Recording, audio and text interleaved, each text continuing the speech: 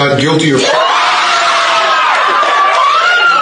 And Vincent Simmons has been sentenced for 43 years in prison as an innocent man. After spending 44 years wrongfully imprisoned, a man has finally won back his freedom.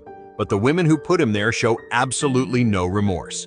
Back in 1977, Vincent Simmons was just taking a walk through a park when police arrested him out of nowhere. He was taken, along with 6 other men, for a lineup. Simmons was the only one in handcuffs, and tragically, he was the one the girls picked. Turns out, 2 14-year-old white twins, Karen and Sharon Sanders, had claimed that 2 weeks earlier, a black man had assaulted them on a remote back road. They said they met a black man at a bar while hanging out with their cousin, Keith Laborde, and offered him a ride.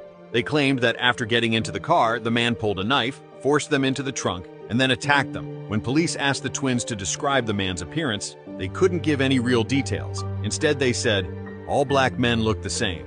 Simmons was dragged into an interrogation room where he was brutally assaulted. Still in handcuffs, he was shoved to the ground and kicked in the head by detectives. When he tried to stand up, Deputy Robert Laborde shot him in the chest, missing his heart by just inches. At trial, despite there being no fingerprints, no DNA, and despite Simmons having an alibi backed by multiple witnesses, he was still found guilty.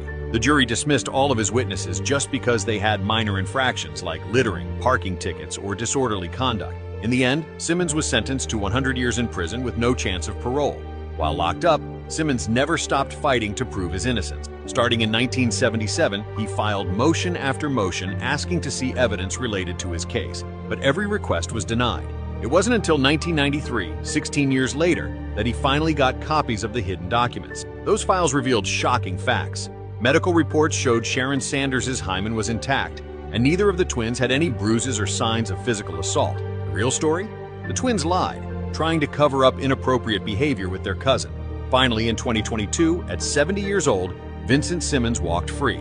No apology, no compensation. Only his lawyer, Justin Bonus, gripping his hand and telling him, "Free, man. You free, brother. You were free. You done." Meanwhile, the people responsible for stealing nearly half a century of his life said, "We still have our anxiety. We still have our depressions.